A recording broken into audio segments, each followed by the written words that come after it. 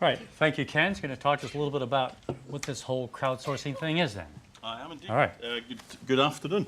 We're going to do a question, I think question number 6. Do you currently use a recruitment crowdsourcing platform?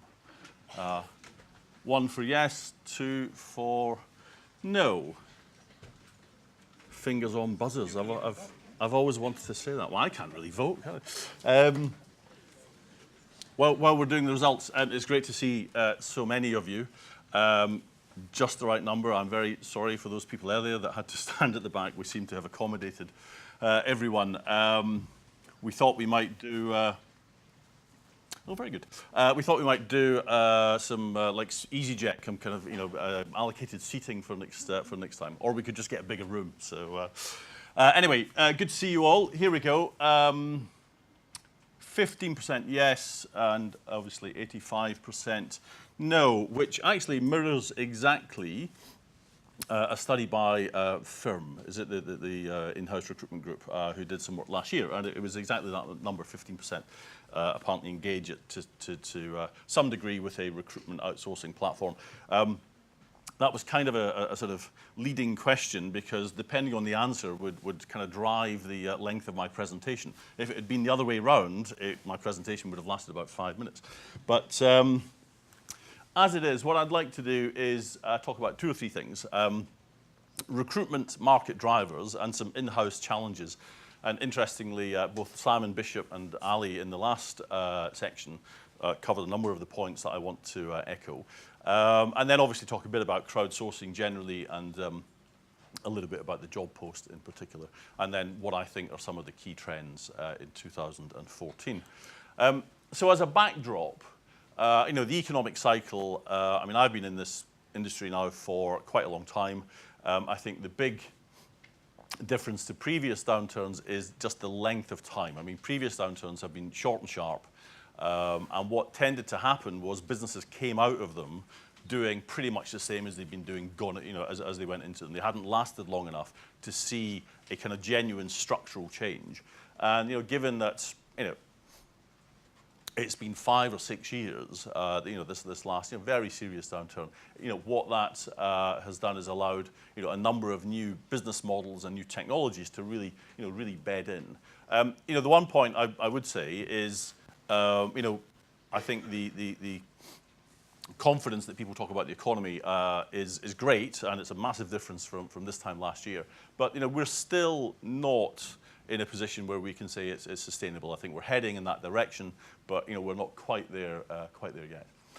So as I mentioned, recruitment business models, and they all seem to be 3-letter acronyms, are now properly bedded in. And the impact of that on recruitment firms generally is that they've polarized.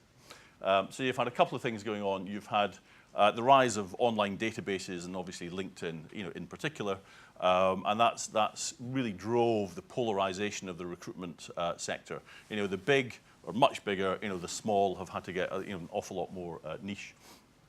And direct hiring is more effective than ever. As both Simon and Ali Gilani said, it's a much more established, professional function. So you might say, well, that's great. We can all just go back to our offices. We've won, and crack on. But of course, it's not that simple. I think the in-house community have got some pretty significant challenges. As the market rebounds, business-critical candidates will be harder to find. We've heard some talk this morning about the engineers in the States. I mean, that was a terrifying statistic. The REC, the trade body, did some very extensive research in the UK and identified something like 27 different roles where there is a real critical shortage, from engineers to digital marketing, a real spread of different roles. So those those positions will be harder to find. The polarization that I mentioned a minute ago will make niche recruiters much more difficult to engage with. There are something like between 13 and 15,000 recruiters in the UK, 90% of which have got less than 20 people. And given the degree to which they specialise, if you don't know them already, it can be quite hard to kind of find them. Compliance is a real issue for in-house. I know I'm telling a lot of you stuff you already know. The government is massively more aggressive on contractors, trying to pass themselves off as private companies. And I don't know if you know, they're changing the legislation, which basically says if the contractor cheats and you've been involved in that, they can go after you, as well as the oversimplifying it, but not by much. So the kind of compliance issue for in-house is much more complicated. The right to work is a really kind of political issue that's getting a lot more attention. Someone mentioned earlier, things like security clearance, that can be a real issue. So compliance is a big headache, much bigger than before. But of course, as the market gets tougher, perhaps for you guys, your CEO's expectations of your performance still gets higher. You're expected to increase your fill rates, drive down your cost per hire, and move faster than ever before. You can't sort of get away with taking your foot off the pedal in that regard.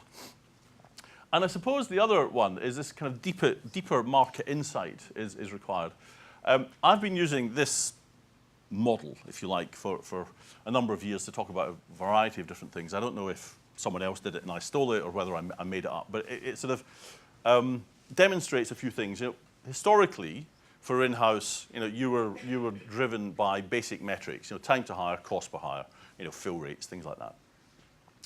And then what you would do is turn that into trends. Are these jobs getting more difficult? Are we getting faster or slower? But increasingly, you're expected to kind of work at more of a strategic level. So if this is what's happening, what are the implications for the business, and what are the alternatives? Okay, and therefore, at the very top of the tree, wisdom. What's the best decision? This is what's going on. These are the trends. These are the sorts of things that I can do about it. What decision do I need to make?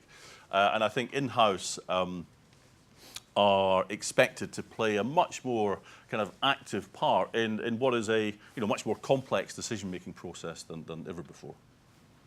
So that's, if you like, the backdrop to what I think is going on generally in the industry. Crowdsourcing, funnily enough, is regarded as a smarter way to solve complex problems. Phrase first coined 9 years ago. An open call to a large group. Now, the first time I came across this, I suspect, like some of you, I read the words, understood that grammatically they were correct, but I didn't actually know what that meant in practical terms. So what I think it means in sort of real life is that crowdsourcing needs to have sort of three key principles. And let's take, who knows TripAdvisor? Yeah, okay, so most of you know TripAdvisor. TripAdvisor, these days provides maximum access and visibility. If you're booking a holiday, you pop on TripAdvisor, you can look at pretty much any area, any city, any hotel, and it provides a huge amount of kind of access and visibility. And in effect, what people who post on TripAdvisor do is they provide you with their specialist knowledge. They've been there. They've done whatever it is. They're able to then share that knowledge with you. And that allows you to make a decision about, which, weekend away you're going to go to Berlin or Copenhagen or, whatever it might be. So that's, a very good example of the principles of crowdsourcing in action. And it can apply across a whole range of different activities. And obviously, I'm going to come on and talk about the recruitment industry and crowdsourcing in recruitment, because the additional thing that you need to think about is what conditions need to exist in a market for crowdsourcing to be relevant. It's not relevant to every market. It's not relevant if you're building a power station. But there are certain aspects and behaviours, if you like, in a market that will make crowdsourcing work very well.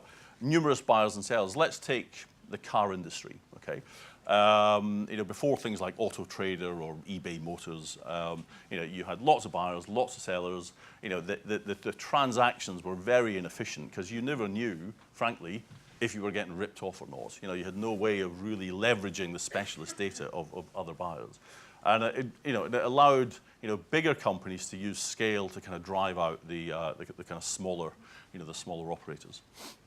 So if you take the principles and then the sort of conditions that you need for crowdsourcing, you can see how it could have some very relevant applications in the recruitment industry.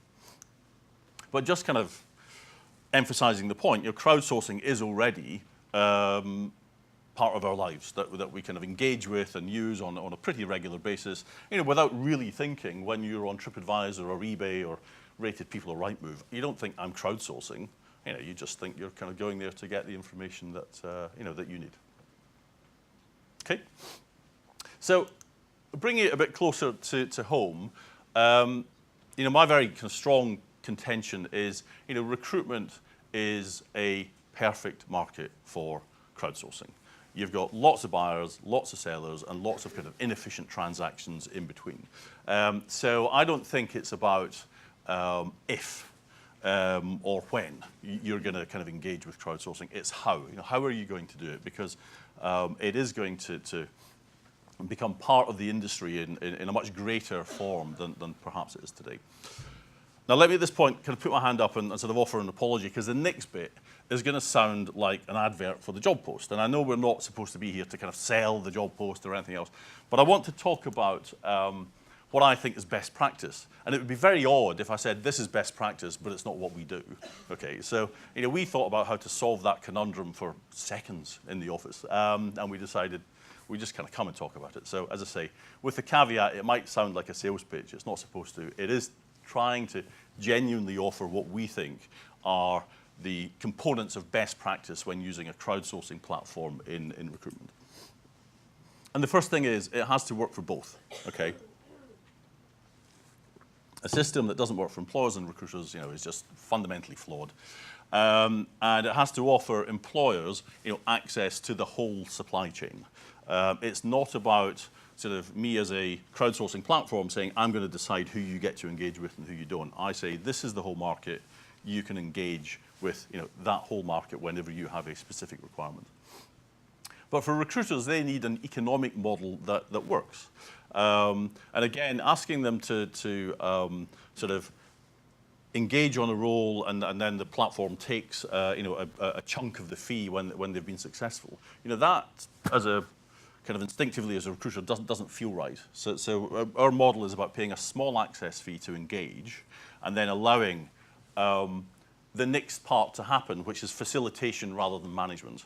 So we believe very strongly that the recruiter and the employer should then be able to kind of engage with each other. We don't try and hide who it is. We don't try and manage the access. We say, once you've determined that you want to engage with the business, with the employer, then we want to make that happen. We want to facilitate that.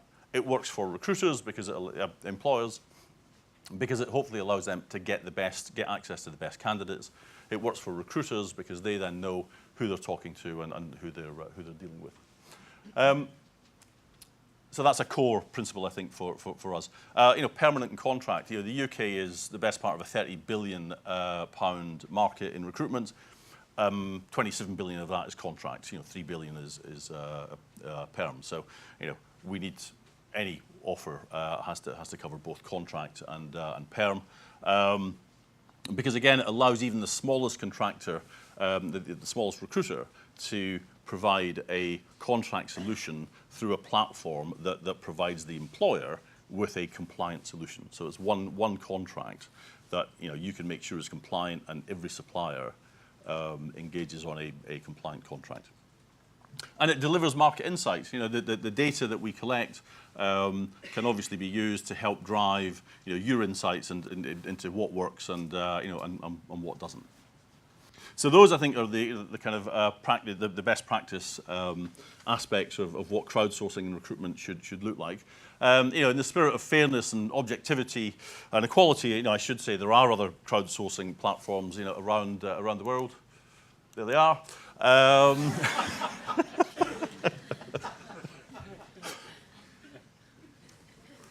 Go on. There are some others, okay. But I think it just makes the point. We think that this is going to be a game changer in the industry. So to conclude, I think three things really that I see sort of happening this year. This kind of notion of polarization of recruitment firms will continue. The kind of run faster model, I think, will continue to decline. You know, those recruiters that really can just hustle better than anyone else, I think that model is already declining, you know, quite significantly, and I think it will continue to decline because ultimately, you know, even the best hustler isn't going to outrun technology. So you'll see either technology-driven, you know, efficiency on one hand, you know, the great big players, or increasingly niche operators. Crowdsourcing will, I think, disrupt the industry. Hopefully in a good way. You know, disruption doesn't have to be bad. It can bring, you know, efficiencies and all sorts of positive things. And you know, in-house will continue to thrive. I mean, it was interesting seeing the statistic earlier about the percentage of direct hiring that goes on in the UK, and clearly compared to the US, it still has, you know, some way to go. So there's a lot more that that you can do.